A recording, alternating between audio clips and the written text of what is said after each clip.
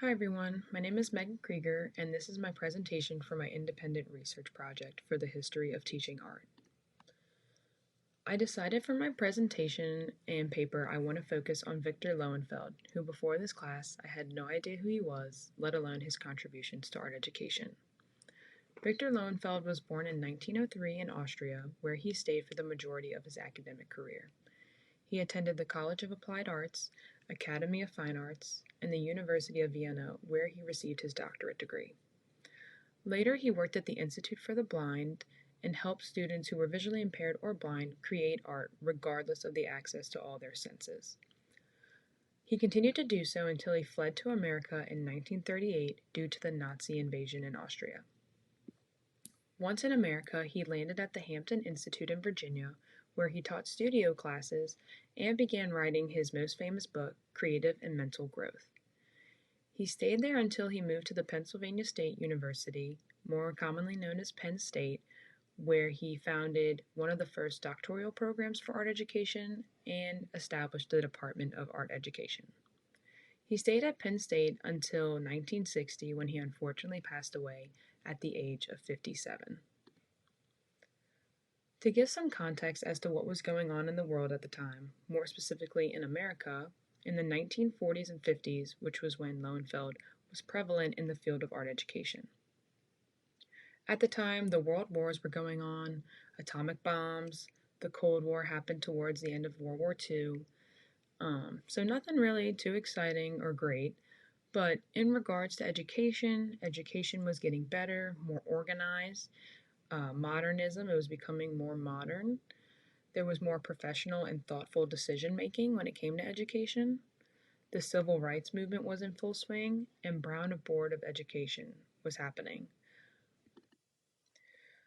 When thinking about Lowenfeld, there was a lot of theories and writings that he had, but he didn't really necessarily come up with it all on his own. He was heavily influenced by those who came before him. For instance, the three men listed on the screen.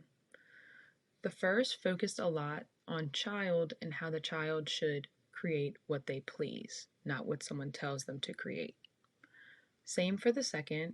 He was known as the father of child art and told people to avoid interfering with the child's creative process and let them create what they want.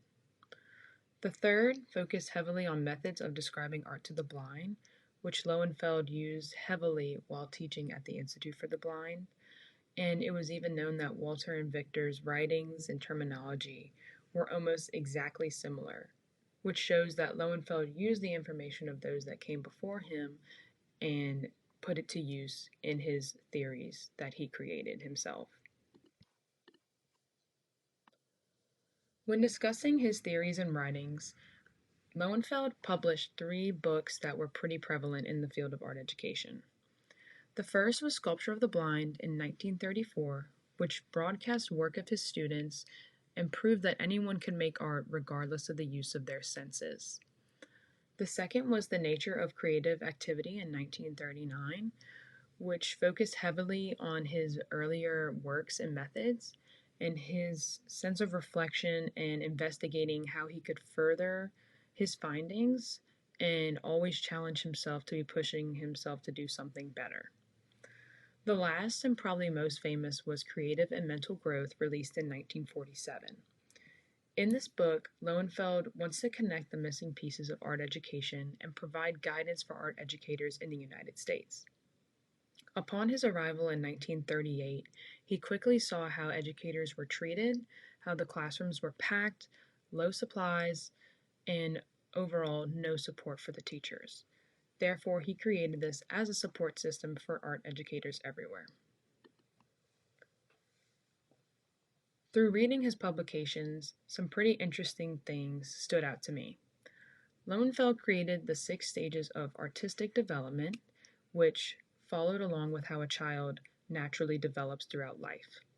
The 6 stages were scribble, which focused heavily on 2 to 4-year-olds, pre-somatic, 4 to 7-year-olds, somatic, 7 to 9-year-olds, gang age, 9 to 11-year-olds, pseudo-naturalistic, 11 to 13-year-olds, and period of decision, 14-year-olds and above, which is similar to the students that I teach today. He also found 2 expressive types of students, Haptic, which focused more on hands-on and kinesthetic approach, and visual, which obviously meant visual learners and more about appearances. I thought this was interesting because it reminded me heavily of how students are labeled today as either kinesthetic, visual, or auditory learners. So, why is Lowenfield so significant to me? He focused heavily on the whole child, and I feel as educators that's what we do. We never focus on one aspect of a child, we care about the whole child. I also thought it was amazing how he had the 6 stages of development and how they followed along with how a child naturally develops through life. All of his theories and findings on education, art education, my apologies, and how they are still used today. He was always questioning himself and growing from what he previously learned. He was always open to the idea of new opportunities for creativity and growth. And one that I thought was pretty awesome was that NAEA has Lowenfield lectures, and every year invites teachers to present how his theories are still used in art education today. Thank you so much.